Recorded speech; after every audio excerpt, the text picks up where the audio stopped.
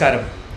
ఇవాళ మా ప్రత్యక్ష గురువులు ఆచార్య వెలిదండ నిత్యానందరావు గారితో సాహిత్య చర్చలో భాగంగా మాట్లాడడం జరిగింది. వారి యొక్క అమూల్యమైనటువంటి అనర్ఘరత్నాలుగా పిలువదగ్గ పరిశోధక భాండాగారాన్ని కూడా నాకు అందించారు. అట్లాగే వందే మాతరమన్నా బంకిం చంద్రుడన్నా మొట్టమొదట తెలుగులో ఎవరు రాశారు అని పరిశోధిస్తే ఆచార్య వెలిదండ నిత్యానందరావు గారి పేరే వినిపిస్తుంది. వారి గలంలో వారు రాసినటువంటి అక్షరాలను ఇప్పుడు మనం విందాం. ఈ జాతి జనుల్లో శతాబ్దాలుగా నిద్రాణమై ఉన్న జాతీయ భావాలను జాజ్వల్యమానం చేసిన మహత్తర దివ్యశక్తి వందే మాతర గీతం. దట్టంగా వ్యాపించిన అకర్మణ్యత తమో మాలిన్యాన్ని ప్రక్షాళనం గావించి జాతి జనులు తిరిగి తమ కాళ్ల మీద తాము నిలబడేలా స్వాభిమానంతో పురుషసింహులయ్యేలా చేసిన మహామంత్రం వందే మాతరం. నిరాశామయ వాతావరణంలో వందే మాతరంతో మాతృమూర్తి తనంతకు తాను సువ్యక్తమై చైతన్య జ్యోతుల్ని వెలిగించింది. అమ్మా నీకు వందనం.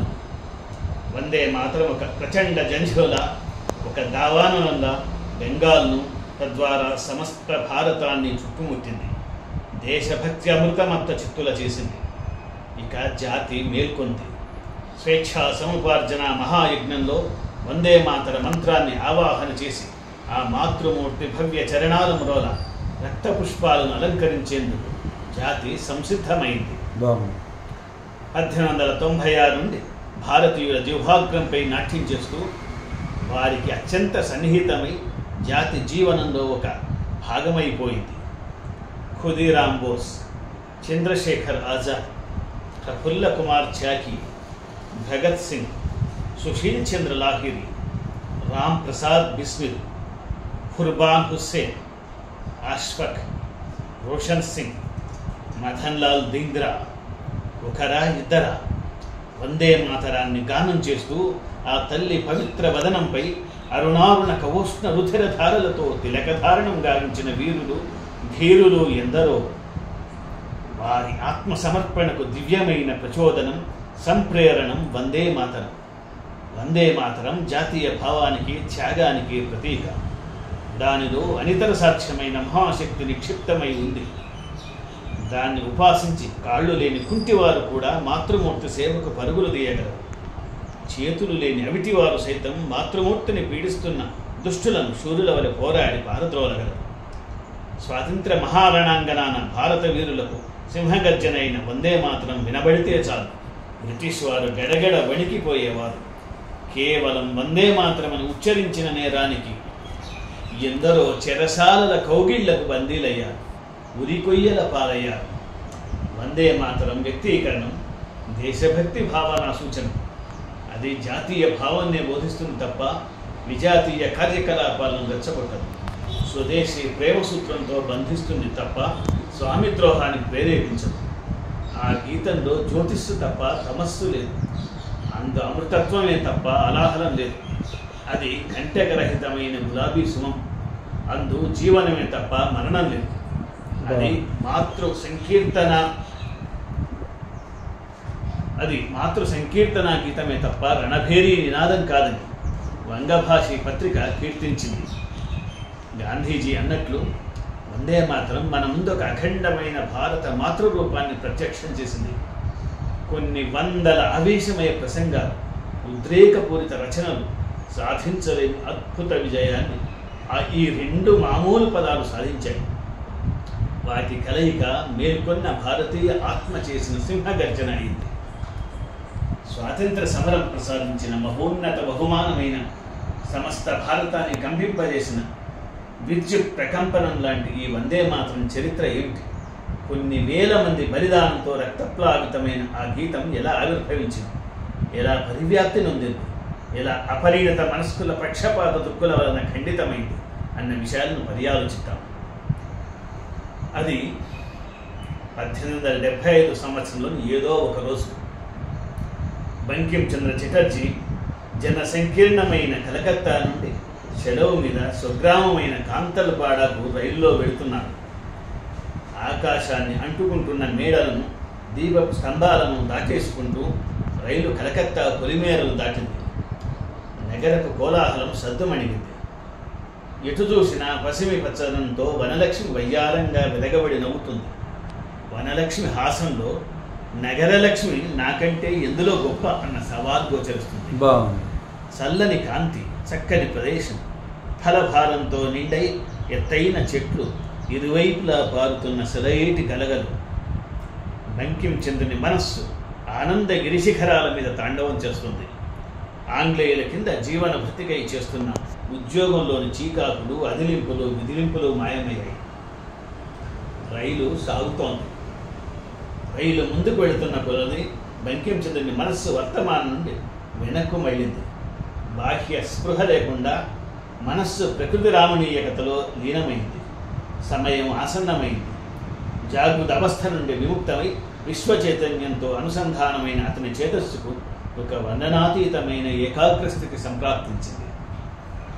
మహేంద్ర, సహ్య, హిమాద్రి, వింధ్య, మలయాది పర్వత శ్రేణుల సాక్షాత్కారాన్ని ధరించి భవ్య గాంభీర్యాన్ని వరించి తరించింది అతని హృదయం.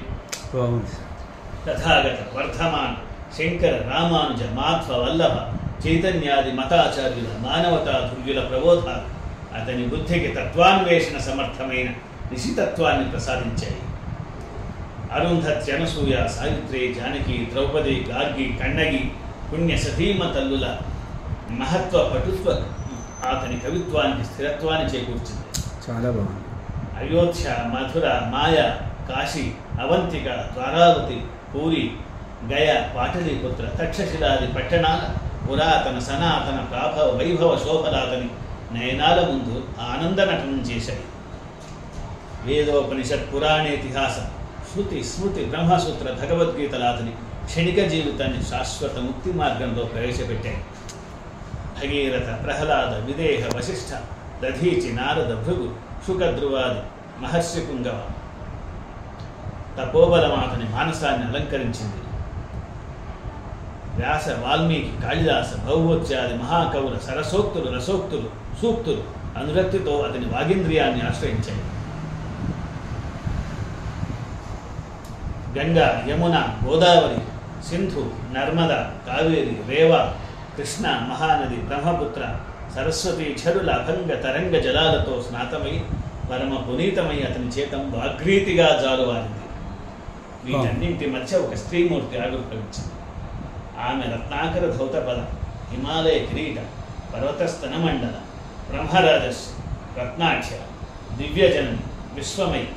ఆమె సింహాసనాసీన. ఆ సింహం మహాక్షుత్పీడితై, క్రోధోద్విగ్నై, నరసంహారాసక్తై ముందు గుంకించ సిద్ధంగా ఉంది. గాయంతి దేవా కిలగీతకాని ధన్యాస్తుతే భారత భూమిభాగే స్వర్గాపవర్గాస్పద మార్గభూతే భవంతి భూయ పురుషా సురత్వా అని స్వర్లోకవాసులైన దేవతలు ఆ మూర్తిని దివ్యగానంతో కీర్తిస్తున్నారు, నివాళులు అర్పిస్తున్నారు. వారి సంకీర్తనంలో ఆమె బిడ్డలమైన భారతీయులపైన ఉన్న అసూయ క్రీనీడగా ద్యోతకమవుతుంది. తమకలా జన్మించే భాగ్యం లేదన్న బాధ అంతర్లీనంగా ఉంది. భారత భూమిలో పుట్టిన మీరు ధన్యజీవులు. సురలమైన మనకే లభించని మోక్షం వారికి సులువుగా లభిస్తుంది. ఇక స్వర్గం ఒక లెక్క, కావాలనుకుంటే దాన్ని కూడా పొందగలరని ఆ శ్లోక భావం. నైమిషాజరణ్యాల్లో, పవిత్ర హోమవేదికల్లో యజనాగ్ని ప్రజ్వలిల్ల చేస్తూ మహర్షులు ఆమెను గానం చేసిన దివ్య వేద రుక్కులు, మన్నం చేసిన తారక మంత్రాలు బంకించంద్రుని చెవుల్లో మారుమవుతున్నాయి. కలకత్తా నుండి కాంతల్పాడ వెళ్తున్న రైలు ఇప్పటికీ ఒక అర్ధగంట సేపు పయనించింది. అంటే సగం దూరం వచ్చిందన్నమాట. ఇంకా గమ్యం చేరాలంటే మరొక అర్ధగంట సేపు ప్రయాణించాల్సిందే. బంకించంద్రుడు ఆమెను తదేకంగా దర్శిస్తూ ధ్యానిస్తున్నాడు. కుశాగ్రబుద్ధి, న్యాయమూర్తి అయిన అతని మనస్సు ఎందుకో చివుక్కుమంది. ఎంతో గంభీరంగా నిండుగా ఉన్న ఆమెలో ఏదో దైన్యం, ఏదో హైన్యం, ఏదో అతృప్తి, ఏదో లేమి, ఏదో పోగొట్టుకున్న బాధ గూడు కట్టుకొని ఉన్నట్లుగా అతనికి తోచింది. సోమనాథాలయాన్ని విధర్మీయులు ధ్వంసం చేసిన దారిగా 100 సంవత్సరాలుగా పరాయి పాలనలో మగ్గిపోతూ స్వాభిమాన విహీనులైన తమ బిడ్డలగాంచి ఆ మాత నిట్టూర్పుల సెగలు ఆయనకు వెచ్చగా తగిలినట్లు అనిపించింది. ఆ దయాంబురాశి తనకు దర్శనమిచ్చి తను ఒక మహత్తర కార్యసాధనకు వినియోగించుకోనున్నట్లుగా అతనికి అవగతమైంది. ఆమె మొహం ప్రసన్నమైంది. కరకమలం పైకి ఎత్తి చిరంజీవ అని ఆశీర్వదించింది. చేతిలోని త్రిశూలంతో నాలుక మీద ఏదో రాసి అంతర్భూతమైంది. అంతే. తరతరాలుగా జాతిని పీడిస్తున్న చైతన్య రాహిత్యం విశ్రతమై ఉత్తేజాభ్యుదయ పరంపరాభివృద్ధుల వెలిగించగల ఒక శక్తి మంత్రం అప్రయత్నంగా హృదయ కవాటాలను చీల్చుకొని ఆవిర్భవించింది. సముజ్వల పదనిగదితమైన మహామంత్రం సాకారమై ఆ క్షణంలో అతనికి దర్శనమైంది. అదే వందే మాతరం పంచాక్షరం. వందే మాతరం గురులఘువులను చూసుకొని కీర్తి ప్రతిష్టల కోసం రచించిన గేయం కాదు. అది ఒక మహత్తర మంత్రం. బంకించంద్ర చటర్జీ భూమిపైకి ఆ మంత్రం అవతరించడానికి ఒక ఉపకరణంగా చేసుకుంది. బంకించంద్ర దాని స్రష్ట కాదు, ద్రష్ట. ఆయన ద్వారా ఈ జాతికి అది అంది వచ్చింది. వందే మాతరం సుజలాం సుఫలాం నరేజ శీతలం సస్యశ్యామలాం మాతరం వందే మాతరం. నీవు సుహాసిని, సుమధుర భాషిణి, సుఖదాయిని, వరదాయిని, సుస్మితవు, భూషితవు. తల్లి నీవే మహాదుర్గవు, దశప్రహరణధారిణి. నీవే మహాలక్ష్మి, కమలవు, కమలదళ విహారిణి. నీవే మహాసరస్వతి, విద్యాదాయిని, త్రిమూర్త్యాత్మకైన మహాదేవి నీవే తల్లి. నీ స్తుతులే ప్రతి మందిరంలోనూ నినదిస్తున్నాయి. మాలోని విద్య, ధర్మం, హృదయం సమస్తం నీవేనమ్మా. అమ్మా, మా బాహువుల్లో నిండిన శక్తి, మా శరీరాల్లో వెలిగే ప్రాణశక్తి, మా హృదయంలో నెలకొన్న భక్తి సమస్తం నీవేనమ్మా. నీవు తప్ప అన్యం లేదు, నీవే తప్ప గమ్యం లేదు. నీవు అతులవు, అమరవు. కోటి కోటి భుజయుత కరకరాలతో రిపుదళాలు వంచే శక్తి స్వరూపిణి తల్లి. బంకించంద్రను ఆవహించిన తీవ్రావేశం ఒక సువర్ణాకృతి దాల్చింది. భాషా భేదాలకు అతీతంగా సంస్కృత, బెంగాలీ పద సమ్మిశ్రితంగా మణిప్రవాళంగా తయారైంది. బంకిం విజృంభిస్తూ వస్తున్న మహా ప్రవాహాన్ని భాషల పేరుతో అడ్డగించలేదు, అలాగే లిఖిత రూపం ఇచ్చాడు. ఇది బంకించంద్ర చటర్జీ వందే మాతర గీతం వెనక ఉన్న నేపథ్యం. చాలా బాగుంది సార్, అద్భుతంగా ఉంది. అది మీ గళంలో వినిపించడం అనేది ఇంకా అందంగా ఉంది కూడా. ధన్యవాదాలు సార్, నమస్కారం.